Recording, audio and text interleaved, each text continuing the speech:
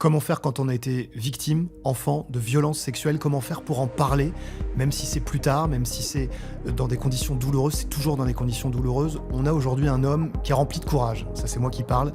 Il s'appelle Adrien Borne et il va nous raconter justement ce qui s'est passé dans son enfance parce que, et oui, ça porte vraiment son nom ce podcast, il est inspirant et on est plein à le penser. Parce que ce courage-là peut donner aussi des idées, un espoir, des perspectives à d'autres. Bienvenue dans ce nouvel épisode des Inspirants. Bonjour Adrien Borne. Bonjour François-Xavier. Je précise, vous êtes écrivain, vous êtes coach aujourd'hui en prise de parole. Et c'est tout un symbole parce qu'on va vous écouter sur votre parcours, mais on a surtout besoin de comprendre aujourd'hui pourquoi vous êtes inspirant et vous l'êtes pour plein de raisons. Je vais rentrer tout de suite dans le fond du sujet parce que quand vous étiez enfant, à 13 ans, dans une colonie de vacances, vous avez été victime d'agressions sexuelles. Aujourd'hui, d'abord, qu'est-ce que vous pouvez nous dire sur ce qui s'est passé à l'époque et à quel point c'est encore douloureux d'en parler? C'est très douloureux d'en parler.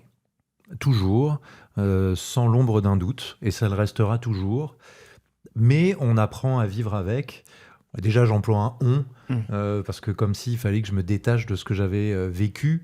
Et ce qu'on vit, je crois, quand on est agressé, comme je l'ai été dans son enfance, c'est quelque chose qui morcelle pour toujours, qui fait craquer l'âme, casser l'âme, qui casse l'âme pour toujours. Moi, ça a commencé, la vie s'est arrêtée pour moi à 13 ans, d'une certaine manière, qui est vraiment un âge... pour chacun d'entre nous, un âge de découverte, d'aventure, petite ou grande, même si elles nous paraissent toutes assez grandes à cet âge-là. Et mon champ de découverte à moi, c'était la colonie de vacances, où j'étais envoyé tous les étés par mes parents, des colonies sportives que j'adorais. Vraiment, j'adorais ça. C'était un espace d'épanouissement, d'émancipation aussi, parce que on tente des transgressions, etc. Et je dis que ma vie s'est arrêtée en partie ce jour-là, parce qu'un jour, un matin, un moniteur de cette colonie de vacances, en 1994, est rentré dans ma chambre d'enfant, dans cette colonie, pour abuser de moi. Et qui va le faire ainsi pendant à peu près 6 ou 7 jours, tous les matins, au même endroit, dans ma chambre, jusqu'à ce que je finisse par avoir non pas une réaction de rejet, ou en tout cas malgré moi, c'est que j'ai fini par m'évanouir un jour en cours de tennis. Et c'était mon corps qui me sauvait un peu et qui me disait il est temps que les choses s'arrêtent. Et les choses se sont ainsi arrêtées. Quand je dis les choses, c'est les agressions. Et pour moi, d'autres choses se sont à ce moment-là arrêtées. Je pense une part d'innocence. Vous restez silencieux. Je vais vous citer. Je n'avais que 13 ans, j'étais dans une colonie de vacances et pendant une dizaine de jours, il est entré tous les matins dans ma chambre. Je n'ai pas bougé, pas crié, jamais, pas respiré, jamais. Il repartait toute la journée, il rôdait pour recommencer ensuite. Pendant 20 ans, je n'ai rien dit, justement. Un long silence, abrutissant et épuisant. Alors déjà, c'est des mots qu'on peut que saluer, bien sûr, mais quand on revient sur ce qui s'est passé à l'époque où vous aviez effectivement 13 ans, qu'est-ce qui n'est jamais revenu? Qu'est-ce que vous n'avez jamais réussi à garder, à récupérer? Qu'est-ce qui vous a volé? Il m'a volé cette part, je pense, je vous dis, de naïveté face à la vie. Et puis, il m'a volé ensuite cet individu, comme je l'appelle, quand même 19 ans d'oubli. Je vous raconte la suite. La suite, c'est que je rentre chez moi après cette colonie de vacances et que j'avais dû lui dire à ce moniteur que, comme à chaque fois après la colonie de vacances, je passais quelques jours tout seul à la maison, mon père travaillant, ma mère étant déjà partie en vacances, et il y avait toujours un petit laps de temps où j'étais tout seul chez moi. Et 3 jours après la colonie de vacances, l'agresseur, l'individu, vient sonner chez moi, à la maison, à la porte de mon appartement. J'habite dans une résidence. J'ouvre, je suis tout seul chez moi. Et il est sur le pas de la porte. Et à ce moment-là, je comprends qu'il veut rentrer. Il a pris des photos de moi pendant que on était en activité sportive. Je vois ces images défiler sous mes yeux et je réfléchis à vitesse grand V. Il veut rentrer. Et là, je lui dis, c'est impossible de rentrer. Il y a des gens qui sont en train des ouvriers qui peignent le salon. Donc, on ne peut pas rentrer parce qu'il y a des gens chez moi. Et il s'en va, pris sans doute d'une forme de panique. Et je referme la porte. Il n'y a pas d'ouvriers dans le salon. Je l'ai inventé. Comme ça, dans un espèce de réflexe de survie, il n'y a pas d'autre mot. Et longtemps, je vais conserver une seule image. C'est moi qui remonte le couloir depuis cette porte d'entrée que j'ai refermée et qui m'assoit devant la télé. Il y a le Tour de France. Et je regarde le Tour de France. Et à ce moment-là, au moment où je m'assois, c'est comme si j'allais m'asseoir sur cet épisode pendant 19 ans précisément. C'est-à-dire avec une forme d'amnésie où vous ne vous rappelez pas de tout ce qui a pu se passer. C'est-à-dire que vous m'auriez dit dans cette période de 19 ans, alors cette colonie de vacances en Vendée, je vous aurais dit génial, formidable, super, on s'est amusé. Jamais je vous aurais parlé de cet événement parce que j'en avais pas conscience. Et ce que je veux vous dire par là, c'est que au fond, cet individu, il m'a aussi volé, et ça a été longtemps pour moi le point de crispation principal, 19 ans de ma vie, au sens où je ne savais pas qui j'étais complètement, ni ce que j'avais vécu complètement. C'est-à-dire être aussi étranger à soi-même, c'est-à-dire au point de ne même pas se souvenir de choses aussi graves, c'est quelque chose qu'on rattrape jamais. Et ça, on me l'a volé. Et pendant longtemps, je me suis dit, une fois que les souvenirs sont remontés à la surface, qui j'aurais été si je m'étais souvenu ? Je serais devenu quoi ? Je serais devenu qui ? Quelle personne ? Voilà, ça m'a beaucoup travaillé. Et au fond, c'est ça qui m'a le plus volé, c'est-à-dire le sentiment d'avoir tout choisi dans ma vie, d'avoir eu une trajectoire parfaitement choisie et assumée. Rétrospectivement, j'ai eu le sentiment que peut-être qu'en ne me souvenant pas, il y avait des choses et des directions que j'avais pu prendre malgré moi, comme si on n'était pas maître de tout dans sa vie. Il y avait ce sentiment d'une douleur qu'on ne peut pas décrire, ou il n'y avait même pas ce sentiment de douleur indicible ? Si, il y avait un sentiment de douleur. Je ne sais même pas si c'est de la douleur. Un jour, je me souviens, je suis assis sur les marches d'une maison d'une amie, et je lui dis, j'ai 17 ans, et je lui dis, c'est bizarre, moi je ne me sens pas tout à fait normal. J'ai l'impression d'avoir des poids aux pieds, d'être lesté, comme si je ne pouvais pas m'envoler. Et je m'en suis souvenu comme étant finalement la marque essentielle, la petite conscience que j'avais de ce que j'avais vécu, sans pour autant mettre des mots plus précis que ça dessus, mais d'être lesté comme quelque chose que je ne comprenais pas. Et puis un jour, j'ai compris ces choses. Vous les comprenez quand, justement ? Qu'est-ce qui se passe ? À quel moment il y a cette bascule et cette force qu'on peut que imaginer quand on n'a pas vécu ce que vous avez vécu, c'est-à-dire de s'exprimer auprès de ses proches et publiquement ? Ça intervient donc précisément 19 ans après les faits. Et ça intervient un an, donc on est à l'été 2013, un an après la naissance de ma première fille. Sans doute que ça joue un rôle de déclencheur autour soudainement de la présence d'un enfant. Et ça apparaît par toutes petites images, comme des petits flashs, incompréhensibles au départ, et puis qui, à force de se répéter, finissent par dessiner une image de plus en plus claire, de plus en plus nette. Et en parallèle, il y a une manifestation physique que je vous révèle, mais qui ne relève pas d'une intimité particulière. Mais cet individu, il s'en est pris d'abord à mes jambes quand j'étais gamin. Et j'ai des douleurs dans les jambes au moment des premiers flashs. Donc je ne comprends vraiment pas, je n'associe pas complètement les deux. J'ai des douleurs dans les jambes, mais qui sont abominable. C'est-à-dire que la première manifestation de souffrance est une souffrance physique. Et je me permets, ça arrive sans qu'il y ait de travail psychologique particulier, sans que vous ayez d'accompagnement. Tout ça surgit sans prévenir, si je puis dire. Sans prévenir, et dans une confusion totale. Parce que, bizarre, c'est quoi ces douleurs aux jambes ? Qu'est-ce que ça raconte ? Puis c'est quoi ces flashs ? Enfin, Bon, voilà, et ça dure un bon mois quand même.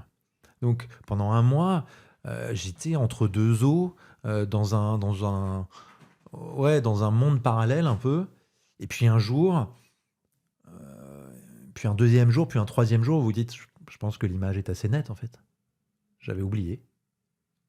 Maintenant, je comprends. Qu'est-ce qui se passe à ce moment-là ? Eh bien, alors d'abord, j'en parle uniquement à mon épouse et à mon meilleur ami. Et il se passe un sentiment très... En fait, j'aurais aimé à ce moment-là être libéré d'un poids. Et c'est pas du tout une libération. C'est un enfer.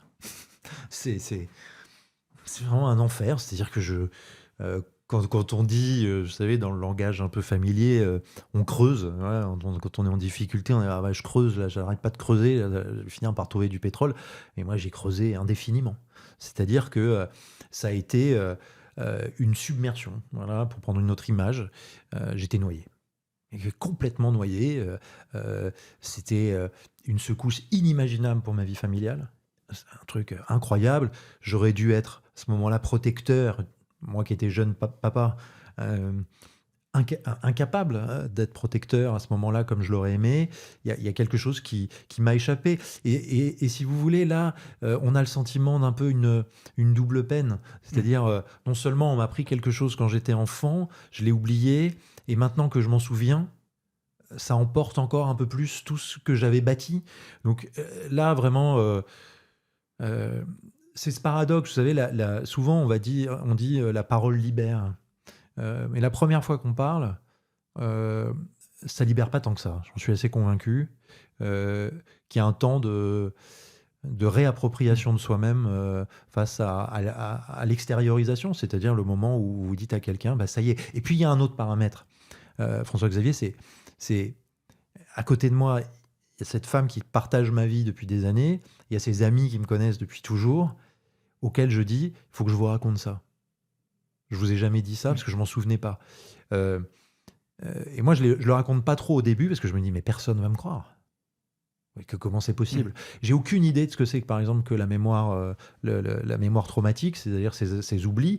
C'est ce qui s'est produit dans les faits. Dans les faits. Pour moi, ça n'existe pas, ce truc. C'est un fantasme. C'est même, j'y vais, hein, c'est même un mensonge. Vous voyez, je vais être obligé de me documenter beaucoup pour comprendre que d'autres que moi sont passés par là. C'est ce qui va m'aider beaucoup aussi. Mais donc, pour répondre à la question, parler à ce moment-là, c'est ajouter à la souffrance. Voilà. Vous le faites dans le cadre donc d'une tribune sur Facebook. Sur un coup de tête, c'est pas la bonne expression. Mais en tout cas, vous allez le faire sans réfléchir pendant des jours et des jours. Il y a un contexte aussi lié à l'actualité. Est-ce que vous pouvez nous rappeler justement ce qui se passe? Ouais. Alors effectivement, je parle d'abord à ma femme et à mon meilleur ami. Je me tais de nouveau pendant 2 ans. Et donc, 2 ans après la remontée à la surface des souvenirs, je publie une tribune Facebook de quelques lignes. Et en réalité, c'est un texte que j'écris très vite, mais qui me travaille. Pourquoi? Parce que je fais le même métier que vous. Je suis journaliste à l'époque, sur une chaîne qui n'existe plus, qui s'appelle iTélé. Et je me retrouve à interviewer un homme d'une association qui s'appelait La Parole Libérée. Et vous êtes présentateur en plateau. Je suis présentateur en plateau. Et ces hommes avaient été victimes du père Prénat à Lyon. Ils incriminaient également à l'époque le cardinal Barbarin. Ils étaient très courageux, ils prenaient la parole. Avec des documents, de manière factuelle, il faut rappeler tout ça. Absolument, ça a donné lieu à une condamnation, etc.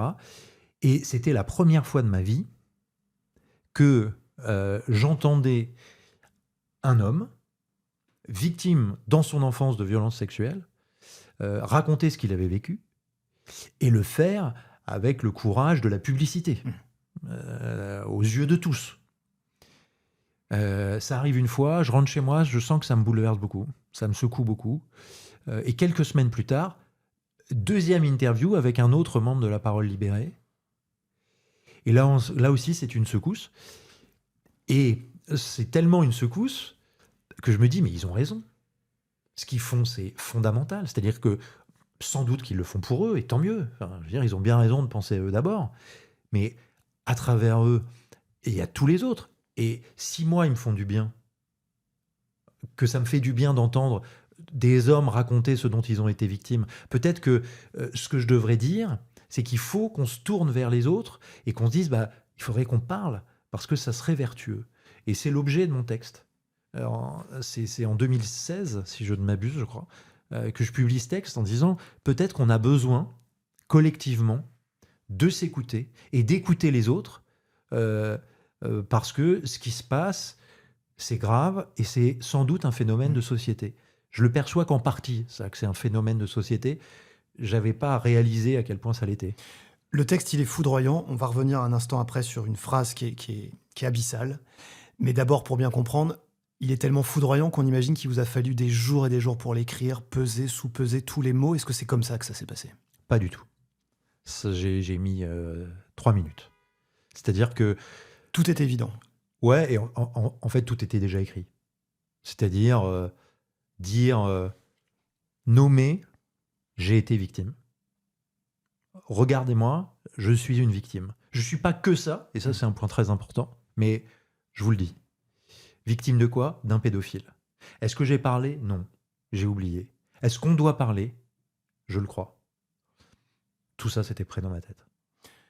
Il y a la sphère publique, il y a la sphère privée. Vos proches, est-ce que vous vous inquiétez des réactions qu'ils peuvent avoir? Comment ça se passe d'abord dans un premier temps? Oui, je m'inquiète, je m'inquiète de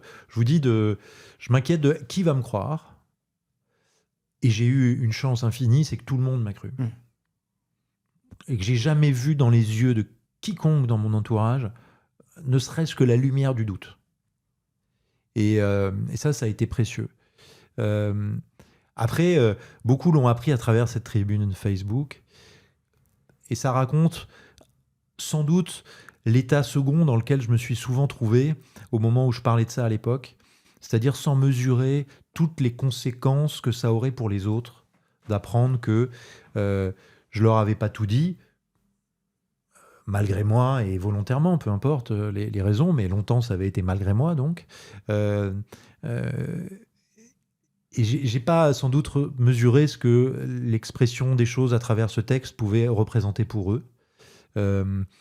Et sans doute que je serais plus précautionneux à l'époque. Et je pense que dans ces moments-là, et c'est toute la difficulté aussi pour les gens qui nous entourent, je pense qu'il y a un vrai sujet aussi autour des proches des victimes de violences sexuelles qui se réveillent soudainement à eux-mêmes. Eh bien, pour les proches, il y a une difficulté à faire face à quelqu'un de soudainement assez égoïste quand même.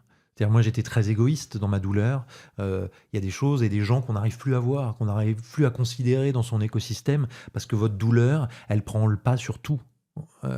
Et c'est très éprouvant pour les gens qui sont autour. C'est très éprouvant. Mais dans l'ensemble, vraiment, les gens ont été d'un soutien très important et précieux pour moi. Et vous allez, d'une certaine manière aussi, lancer un débat sur la sphère publique, puisque votre tribune, elle sera reprise dans la presse, saluée, c'est le moins qu'on puisse dire.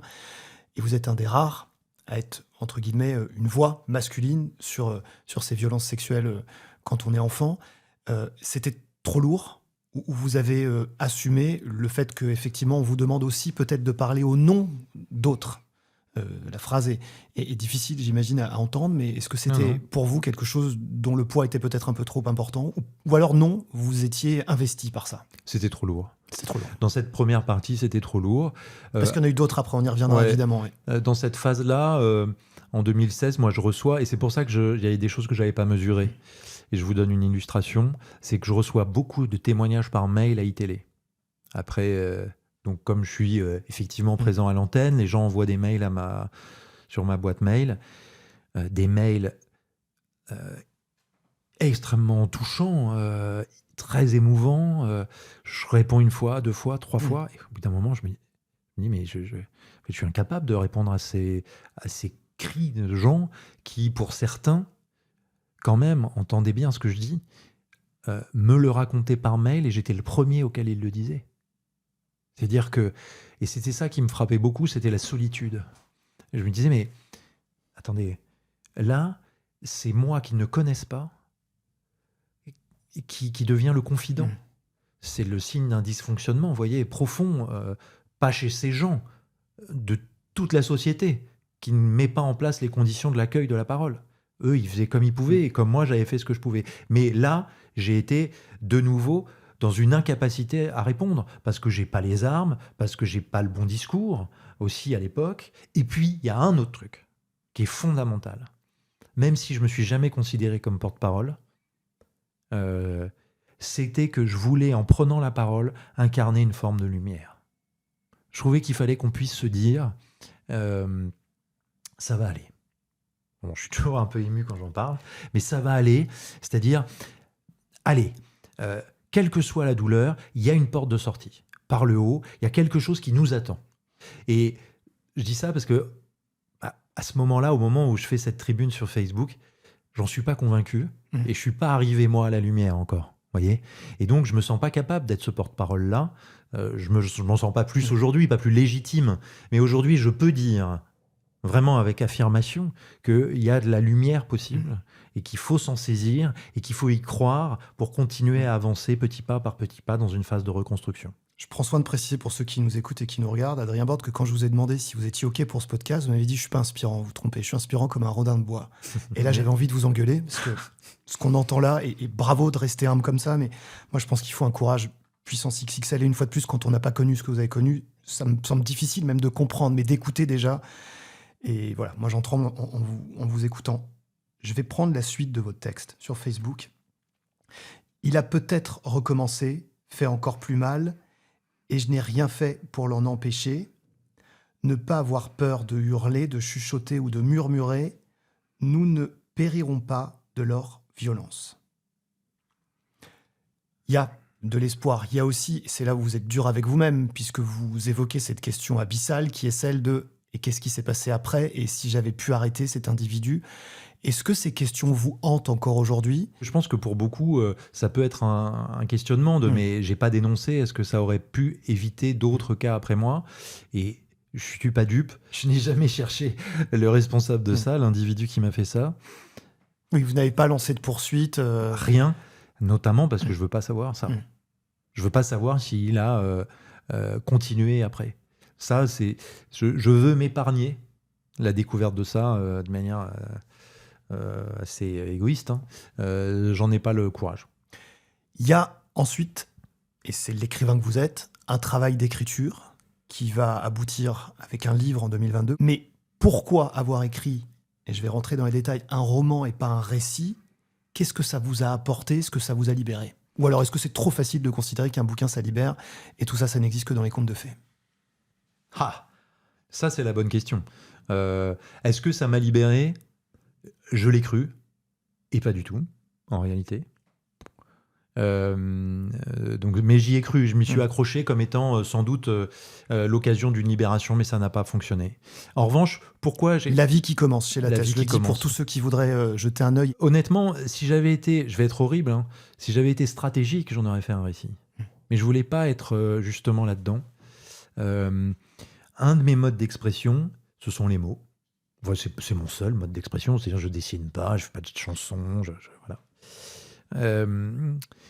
Que j'ai toujours aimé lire. Et donc, assez naturellement, l'idée d'en faire un roman m'est venue, et aussi parce que, et c'est un sujet que j'ai beaucoup abordé avec d'autres victimes comme moi, c'est une part de réappropriation à laquelle je tenais beaucoup. C'est-à-dire, j'avais pas la nécessité de raconter mon histoire, j'avais la nécessité de raconter autrement mon histoire, et en ayant choisi beaucoup d'éléments, de décors, voilà, des petites choses qui font quand même le côté « c'est moi qui décide ». Sur la prise en charge aujourd'hui en France, je suis obligé de rappeler des chiffres parce que c'est la Commission indépendante sur l'inceste et les violences sexuelles faites aux enfants qui avait donné ces informations qui sont... Il faut qu'on les ait en tête. Chaque année, 160 000 enfants en France qui sont victimes de violences sexuelles, probablement plus, mais ce sont les estimations de la Commission. Un quart, ça arrive avant l'âge de 5 ans. Et dans la grande majorité des faits, l'agresseur est connu de la victime. Ma question est sur comment recueillir cette parole. Vous avez pris la parole publiquement avec le courage qui est le vôtre. Est-ce que vous trouvez que les choses évoluent, changent positivement ? Est-ce que vous trouvez qu'il y a probablement plus de structures aujourd'hui pour accueillir ces paroles? Est-ce que ça avance vite et bien ? Non. Est-ce que ça avance ? Oui. Enfin, vous voyez, je fais un peu la nuance, mais ça avance très lentement quand même. C'est le sentiment que j'ai. Je vois bien que on arrive un peu plus à parler, mais ça reste timide. Et en particulier chez les hommes, je pense que ça active des choses de stéréotypes autour de la masculinité, etc. Au moment où on doit dire, bah moi j'étais garçon, j'ai été agressé. Je trouve que c'est quand même très timide. Très timide. Sur la place publique, on n'est pas très nombreux à prendre la parole sur ce sujet, d'hommes, j'entends. Et donc, je ne suis pas sûr que les choses avancent si bien que ça, et d'abord dans les familles, parce que c'est dans les familles qu'on doit commencer, et à travers des structures qui pourraient prendre en compte et prendre en charge la parole. Je pense à des choses, elles existent, et qui sont merveilleuses, qui sont des groupes de parole, d'hommes. Vous l'avez expérimenté? Non, et j'ai le regret que pas avoir eu d'abord l'idée. Ensuite, je pense que ça n'existait pas beaucoup au moment où je faisais face à tout ça. Mais je sais, parce que j'échange beaucoup avec d'autres hommes qui ont la même histoire que moi, que pour certains, ça a été très précieux, par exemple. Et donc ça, j'espère que ces structures-là vont se développer de plus en plus et qu'elles vont offrir des opportunités, des solutions aussi, à travers des regards extérieurs, à travers des regards comparés aussi, c'est-à-dire se reconnaître. Vous voyez, je vous disais, ces hommes de la parole libérée, au moment où ils me parlaient d'eux, ils me parlaient de moi. Et c'est des choses qui sont très utiles, comme ça, par une espèce de contagion positive. On se reconnaît dans quelque chose et on se dit « Ah, bah, je ne suis pas tout seul. Ah bah là, on parle le même langage, soudainement. » Donc ça, c'est utile. Il y a évidemment les moyens, quand même. Bien sûr. On est obligé de le dire. À Nanterre, il y a ce qu'on appelle la répression, l'Office central pour la répression des violences aux personnes. Moi, j'ai eu la chance d'aller tourner là-bas. Des centaines de dossiers, moi, quand j'y suis passé, qui étaient en attente rien que pour des affaires qui concernent des Français et des Philippins. Des hommes qui passent leur vie, c'est souvent des hommes, dans le dark web pour essayer de traquer des personnes. Je suis désolé pour ce détail qui est effroyable, mais il faut dire les choses. La moyenne d'âge des victimes dans les procédures, ces dernières années, c'est 8 mois. Donc, quand vous entendez ça, je ne vais pas vous demander ce qu'il faut faire pour que les choses s'améliorent. On a compris, il faudrait mettre plus de moyens. C'est une urgence absolue en France aujourd'hui. Mais on sait aussi que les prédateurs, la plupart du temps, vont essayer d'intervenir dans un milieu où il y a des enfants. Mais il n'y a pas de déterminisme sociologique. On ne peut pas mettre une grille bourdieusienne sur tout ça. Mais aujourd'hui, est-ce que vous avez, vous ou d'autres, tenté d'alerter les pouvoirs publics? Est-ce que vous considérez que ce n'est pas à vous de le faire? Est-ce que, quand vous entendez ce constat-là, qu'est-ce qui vous vient en tête? Un sentiment de colère et de désespoir, très clairement. J'assume de ne pas avoir le courage de faire ça, d'aller chercher les pouvoirs publics là-dessus. Mais vous voyez, par exemple, mon premier et de longue date, je suis convaincu que pour se donner les moyens pour le futur, il faut qu'on soit très au clair sur le passé.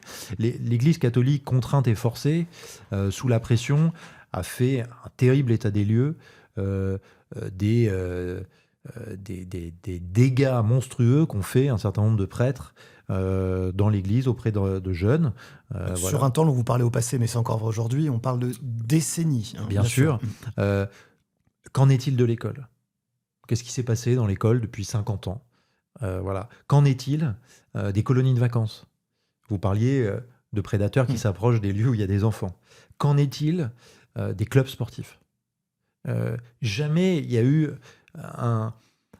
je parle d'état des lieux d'une manière, vous voyez, un peu clinique, mais quelle a été l'étendue des violences sexuelles visant les enfants dans tous ces milieux-là depuis 50 ans. Je pense que c'est stratosphérique. Et donc, à minima, l'un des volets très clairement d'action qui doit être le nôtre, et je m'inclus dedans, et je pense que c'est l'affaire de tous, c'est un point de vigilance auprès de tous ces encadrants qui sont là auprès de nos enfants. Moi, ma question aussi, parce que vous êtes inspirant, c'est qu'il y a un après. Il y a une perspective, je ne peux pas imaginer que la page est tournée, mais comment vous allez aujourd'hui, tout simplement? Je ne sais pas répondre à cette question. Je crois que j'ai fini par me raccrocher à une idée qui était... En fait, pendant longtemps, je rêvais un peu que un jour, il y ait un ange qui déboule, peu importe, on le croit ou on le croit pas, et qui me dise ça y est, t'es guéri. Longtemps, je me suis dit un jour, je vais guérir. Et ce sera fini, voilà. Et puis, bon, j'ai fini par grandir et me rendre compte qu'on ne pouvait pas guérir. Et finalement, je me dis, si un jour il déboule, l'ange, et qu'il me dit que j'ai été utile, bon, ça m'aura aidé d'y penser, de le savoir. Je crois que c'est ça qui me tient un peu debout dans ces moments qui sont encore parfois difficiles, hein, très difficiles. C'est ce sentiment que tout ça, tout ce que j'ai traversé est peut-être un peu utile à d'autres. Et puis, à force de se reconstruire, de se réparer, quand même, on finit par retrouver une forme de marche en avant. Vous voyez, j'écris dans le livre, je crois, de mémoire, qu'on est des à demi. On est toujours la moitié de quelque chose. On n'est pas complètement soi-même depuis qu'on a été victime d'une agression comme ça dès son enfance. Mais même à demi, ça marche quand même. Vous écrivez des romans. Le dernier, je reprends bien le titre exact pour expliquer aussi un petit peu l'univers dans lequel vous êtes, c'est L'île du Laos, chez Lattès. Ça raconte quoi? Puis après, je vais parler de votre grand-père. Parce qu'il y a aussi il y a des étoiles dans la vie de votre grand-père et il y a un lien avec votre écriture aujourd'hui. C'est vrai. Ça parle... L'île du Laos est une histoire d'un jeune homme, vous voyez, 15 ans, victime, lui, d'une maladie qui est la tuberculose à l'époque et qu'on va suivre dans son périple sur plusieurs générations au sanatorium. Je suis très intéressé par les figures des pestiférés, des gens qui, à travers leur maladie, la tuberculose ou dans d'autres romans, la grippe espagnole, deviennent des gens infréquentables. Parce que sans doute qu'à un moment, quand j'ai parlé, le fait de parler, de prendre la parole, j'ai pu avoir le sentiment que ça me rendait un peu infréquentable. Parce que qu'est-ce qu'on fait de quelqu'un qui affiche ses fragilités? J'ai le droit de répondre, on se sent con à côté en fait. Parce qu'on se dit que... Mais je sais pas, il faut moi pas je vous forcément... réponds franchement, on se sent tout penaud, on aimerait pouvoir vous aider, on aimerait pouvoir se mettre à votre place et parfois on n'y arrive pas et ça nous remet à notre place. Ouais. Mais il faut pas, vous voyez, il faut pas être gêné. C'est-à-dire que je pense qu'il faut en parler le plus librement possible et que c'est rendre service à tout le monde.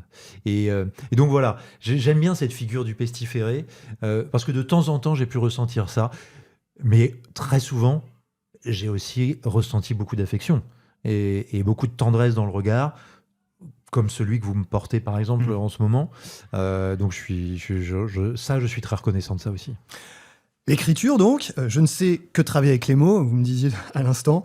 Vous pouvez me parler de votre grand-père, Paul-Jacques Bozon. Alors attendez, j'ai lu une centaine de livres. Je ne sais pas si c'est vrai, parce que c'est Wikipédia, pour le coup. Je n'ai pas pu tous aller les compter, mais 88 livres jeunesse, dont notamment la série des 6 compagnons. Et il y en a encore qui sont dispo en bibliothèque verte. Je suis allé vérifier. Donc c'était un dévoreur d'écriture. Vous avez ça de lui. C'est une figure tutélaire? Oui, c'est certainement une figure tutélaire, c'est-à-dire ce modèle. Les modèles sont d'autant plus faciles qu'on les a pas croisés. Je l'ai pas croisé. Il est mort avant ma naissance, donc c'est sans doute plus facile de se faire des petites mythologies avec des gens qu'on n'a pas complètement croisés parce qu'on invente le personnage qu'on veut. C'était un homme. C'est très bien comme ça. J'aurais aimé le voir, mais c'était sans doute mieux comme ça. Et c'est quelqu'un qui a mis dans mon paysage l'idée que écrire pouvait être un métier. Et je trouvais qu'il y avait quelque chose tout d'un coup d'assez merveilleux là-dedans. Et il m'a accompagné de longs étés quand, dans la maison de la Drôme où on allait passer nos vacances et dont ma famille est originaire, il faisait tellement chaud qu'on fermait tout. Ma grand-mère fermait tout dès 11h du matin jusqu'à 17h. Et dans la pénombre, je lisais les livres de ce grand-père que je n'avais pas croisé, mais que j'avais appris à aimer à travers les histoires qu'il racontait. Je vais terminer avec 2 questions qui sont liées à l'inspiration. D'abord, depuis que vous êtes né, quelle est la personne qui vous a le plus inspiré et pourquoi? Waouh, ça c'est une bonne question. J'ai sans doute assez peu de figures d'inspiration. J'en ai un très clairement qui m'a toujours fasciné, c'est Romain Gary. Pourquoi? Je pense que c'est sa double identité, puisque Romain Gary est le seul qui a eu 2 fois le prix Goncourt pour... sous un pseudo, Romain Gary et Émile Ajar, et je trouvais qu'il avait une simplicité pour raconter des choses belles qui me touchaient beaucoup et qui continuent à me toucher beaucoup. Donc s'il y a une figure tutélaire, ce serait celle-là. Après, et je pense en contraste avec justement tout ce que j'ai vécu et ces moments d'amnésie, je suis très attaché à l'idée de me dire tu n'as pas besoin de modèle. Et je pense que j'ai attendu 40 ans passer pour me dire, va pas chercher de modèle. Et peut-être que tu pourrais commencer par être toi-même, parce que au fond, j'ai été si peu. Dernière chose, le meilleur conseil qu'on vous ait jamais donné. Peut-être que j'ai pas assez écouté les conseils, justement. Vous voyez, et c'est peut-être le point que je retiendrai. C'est que dans cette histoire est une histoire de solitude. Et c'est aussi une histoire de solitude parce que j'ai pas su entendre les conseils qu'on pouvait me donner. Or, sans doute qu'ils m'auraient été précieux. Et notamment que j'allais pas m'en sortir tout seul. Donc peut-être que quand on fera ce podcast dans 10 ans, tous les deux, c'est moi qui vous interviewerai parce que je vous trouverai inspirant, j'aurai une réponse à cette question parce que je me mettrai enfin à écouter les conseils, ce que j'ai très peu fait jusque-là. Bravo. Un grand bravo, Adrien Borne, Merci. franchement, du fond du cœur pour vos mots. Je prends soin de préciser que vous pouvez vous abonner à ce podcast avec notamment bien sûr la chaîne YouTube TF1 Info. Vous pouvez aller sur la plateforme TF1+ pour réécouter tous les podcasts des inspirants qui, plus que jamais, portent son nom aujourd'hui. Vous pouvez liker et envoyer partout ce podcast. Pourquoi ? Parce que plus on aura des personnes inspirantes autour de nous et moins on aura de bouillie sur les réseaux sociaux et ailleurs. Et en vrai, ça fait du bien. À très vite pour un nouvel épisode et vraiment du fond du cœur, merci. Merci à vous. Pour votre inspiration, vos inspirations. Merci encore. Merci.